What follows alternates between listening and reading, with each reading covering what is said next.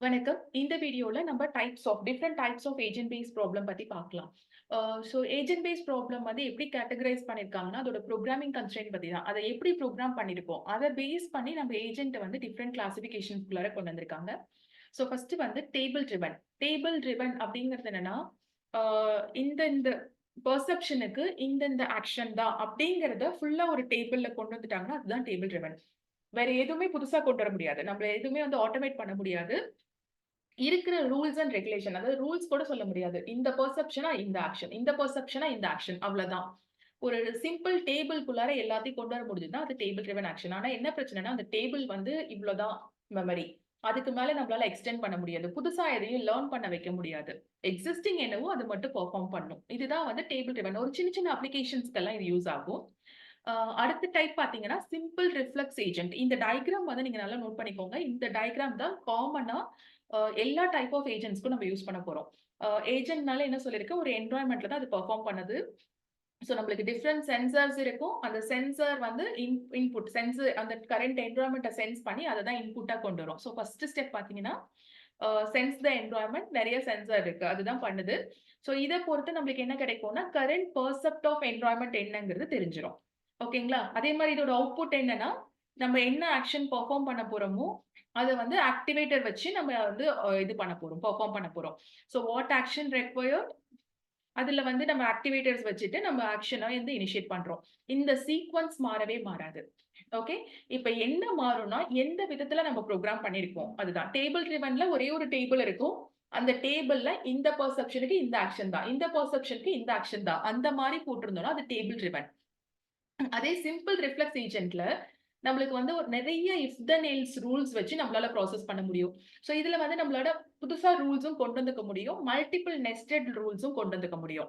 இதுல என்ன இருக்கும்னா, லிஸ்ட் ஆஃப் ஆக்ஷன்ஸ். அந்த பெர்செப்ஷன பேஸ் பண்ணி நெறைய ரூல்ஸ் இருக்கும். அந்த ரூல்ஸ் பொறுத்து எதுல ஃபிட் ஆகுதோ அந்த ஆக்ஷன வந்து நம்ம ஆக்டிவேட் பண்ணுவோம். இது வந்து சிம்பிள் ரிஃப்ளெக்ஸ் ஏஜென்ட். டேபிள் ட்ரிவன்னா டேபிள்ல குடுத்திருக்கிறது மட்டும். சிம்பிள் ரிஃப்ளெக்ஸ் ஏஜென்ட்னா நம்மளுக்கு வந்து செட் ஆஃப் ரூல்ஸ் இருக்கும். ரூல்ஸ் அண்ட் ரெகுலேஷன் பொறுத்து நம்மளுக்கு ஆக்ஷன் சூஸ் பண்ணிக்கிறோம். If then else rules. அடுத்து வந்து மாடல் பேஸ்ட் ஏஜென்ட்.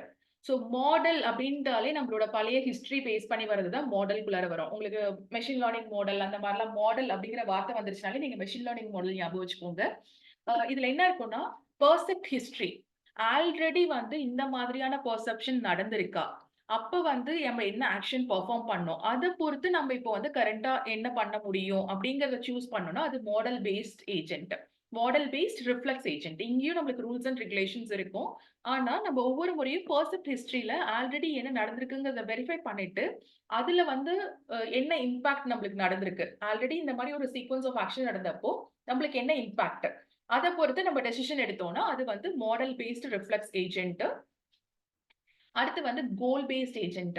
கோல் பேஸ்ட்னா நம்மளுக்கு வந்து ஃபைனலா ஒரு டார்கெட் இருக்கும். எனக்கு இந்த கோல் தான் வேணும். எல்லாமே என்ஹான்ஸ்டு வெர்ஷனா இருக்கும். ஓகேங்களா?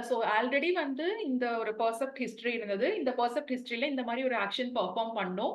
இதோட இம்பாக்ட் என்ன? இப்ப இந்த இம்பாக்ட் தெரிஞ்சதுக்கு அப்புறம், அது வந்து நம்மளோட கோல்க்கு பக்கத்துல போச்சா? இல்லையா? இத நம்ம வந்து மெஷர் பண்ணிட்டு போனோம்னா, அது கோல் பேஸ்ட் ஏஜென்ட். நம்மளுக்கு வந்து அந்த ஃபைனல் கோல் அச்சீவ் ஆயே ஆகணும்.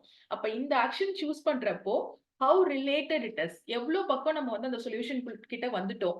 இது நம்மளால மெஷர் பண்ண முடிஞ்சு நம்ம போனோம்னா, அத பொறுத்து நம்ம ஆக்ஷன் சூஸ் பண்ணோம்னா, அது கோல் பேஸ்ட் ஏஜென்ட்குள்ளார வரும். ஓகே. ஆனா எல்லாத்தையும் நம்ம கோல் பேஸ்டுக்குள்ளார கொண்டு வர முடியாது. இவங்களுக்கு வந்து இன்னொரு டைப் இருக்கு. அதுக்கு பேரு யுட்டிலிட்டி பேஸ்டு. யுட்டிலிட்டி பேஸ்ட்ல வந்து என்ன ஆகும்னா, நம்மளுக்கு வந்து ஒரு என் நம்பர் ஆஃப் இது இருக்கும். சொல்யூஷன்ஸ் இருக்கும். அதுல வந்து நம்ப அ எல்லாத்துலயும் பெஸ்ட்டா சூஸ் பண்ண மாட்டோம். இப்போ ஒரு எக்ஸாம்பிள்க்கு நான் சொல்றேன்னா, இப்போ ஒரு சாஃப்ட்வேர் டீம் நான் ரெக்ரூட் பண்ண போறேன்னா, அந்த டீம்ல எல்லாருமே எனக்கு பெஸ்ட்டா இருக்கணுங்கிற அவசியம் கிடையாது. யாராவது ஒருத்தர் 2 பேர் நல்ல டாப்ல இருக்கலாம். மீதி 2 பேர் அவங்களோட ஒத்து வேலை செய்ற மாதிரி இருக்கலாம். அப்ப என்னோட கோல் பார்த்தீங்கன்னா, ஃபைனல் டார்கெட்டும் ரீச் ஆகணும். ஆனா, அந்த டீம்க்குள்ளார ஒரு காம்படிஷன் இல்லாம ஒரு ஹேப்பி என்வைரன்மென்ட் மூலியமா நான் கொண்டு வரணும். அதுதான் யுட்டிலிட்டி பேஸ்ட். யுட்டிலிட்டி பேஸ்ட் அப்படிங்கிறப்பவே நம்மளோட ஹாப்பினஸ் ஃபேக்டர் இங்க வந்துரும். இந்த யுட்டிலிட்டி வந்து நமக்கு ரீச் ஆயிடுச்சா இல்லையா? ஹாப்பினஸ் ஃபேக்டர பொறுத்து நம்மளால ப்ராசஸ் பண்ண முடிஞ்சதுன்னா, அது வந்து யுட்டிலிட்டி பேஸ்ட் ஏஜென்ட். ஓகே. உங்களோட ரேஷனாலிட்டி மாரியே எனக்கு வந்து ஃபைனல் டார்கெட் பார்த்தீங்கன்னா, ஹாப்பினஸ் அச்சீவ்டா இருக்கணும். ஸோ அத பேஸ் பண்ணி போறது வந்து யூட்டிலிட்டி பேஸ்ட். அந்த கடைசியா வந்து நம்மளுக்கு லேர்னிங் பேஸ்ட் ஏஜென்ட்ன்னு ஒண்ணு இருக்கு. லேர்னிங் பேஸ்ட் ஏஜென்ட் வந்து நீங்க ரீஇன்ஃபோர்ஸ்மென்ட் லேர்னிங் மாரி வச்சுக்கலாம். நம்மளுக்கு ஒரு லேர்னபிள் எலிமெண்ட் இருக்கும். ஒவ்வொரு முறையும் வந்து நம்ம அத அ ஃபீட்பேக் வச்சு வச்சு நம்ம ரெக்டிஃபை பண்ணி நம்ம ஃபைனலா ஒரு டார்கெட் வந்து கொண்டு வருவோம். அதுதான் வந்து நம்மளோட லேர்னிங் பேஸ்ட் ஏஜென்ட். ஒவ்வொரு முறையும் நம்ம வந்து அந்த என்வைரன்மென்ட்ல இந்த ஆக்ஷன் பெர்ஃபார்ம் பண்றப்ப என்ன நடக்குது? அத ஒரு ஃபீட்பேக்கா எடுத்துக்கிட்டு நம்ம லேர்ன் பண்ணிக்கிறோம். ஸோ நெக்ஸ்ட் டைம் அந்த மாரி வரப்போ, அத விட பெட்டர் ஆக்ஷனா நம்ம பெர்ஃபார்ம் பண்றதுக்கு ட்ரை பண்றோம். அதுதான் லேர்னிங் பேஸ்ட். ஸோ ஒவ்வொரு இன்புட்லயும் நம்மளோட சிஸ்டம் ஆட்டோமேட்டிக்கா மாடிஃபை பண்ணி, அத விட பெட்டர் ரிசல்ட் நெக்ஸ்ட் டைம் குடுக்கும்.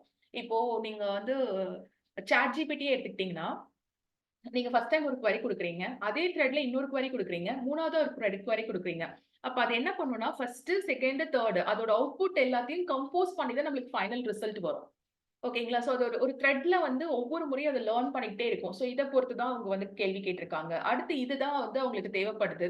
ஸோ அதுவா ஆட்டோமேட்டிக்கா லேர்ன் பண்ணிக்கும். அதுதான் லேர்னிங் ஏஜென்ட்.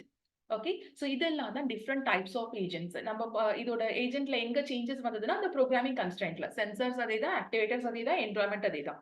ஆனா நீங்க ரூல்ஸ எங்க கொண்டு வந்து வைக்கிறீங்க? டேபிள் ட்ரிவன்ல ஒரு சின்ன டேபிள்ல எல்லா ரூல்ஸும் உள்ளார கொண்டு வந்துரணும். அடுத்து சிம்பிள் ரிஃப்ளெக்ஸ் ஏஜென்ட்ல எல்லாத்தையும் இஃப் தென் எல்ஸ் ரூல்ஸா போட்டு நம்ம லேர்ன் பண்ண வச்சோம். அடுத்து கோல் பேஸ்ட்ல வந்து மாடல் பேஸ்ட். மாடல் பேஸ்ட்ல வந்து நம்மளுக்கு பெர்செப்ட் ஹிஸ்டரி இருக்கும்.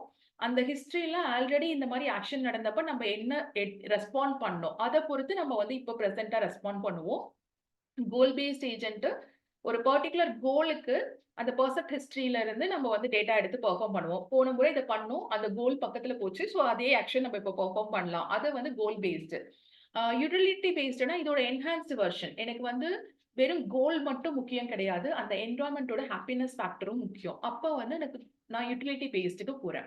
ஸோ வேற ஏதாவது ஒரு ரேஷனாலிட்டிய உள்ளார கொண்டு வரப்ப அது வந்து யுட்டிலிட்டி பேஸ்டுக்கு வந்துரும். ஃபைனலா லேர்னிங் ஏஜென்ட்ங்கிறப்ப இங்க ஒரு லேர்னிங் எலிமெண்ட் இருக்கும். ஒவ்வொரு முறை நான் அந்த ஆக்ஷன் பெர்ஃபார்ம் பண்றப்பவும், எனக்கு என்ன ரிஃப்ளெக்ஷன் வருது? ஸோ அத நான் ஃபீட்பேக்கா எடுத்துக்கிட்டு, திரும்ப திரும்ப நான் அந்த நாலேட்ஜ வந்து கெயின் பண்ணிட்டே இருக்கேன். ஸோ அந்த நாலேட்ஜ் கெயின் பண்ண எவ்வளோ தூரத்துக்கு வந்து என்னால கோல் அச்சீவ் பண்ண முடியுது?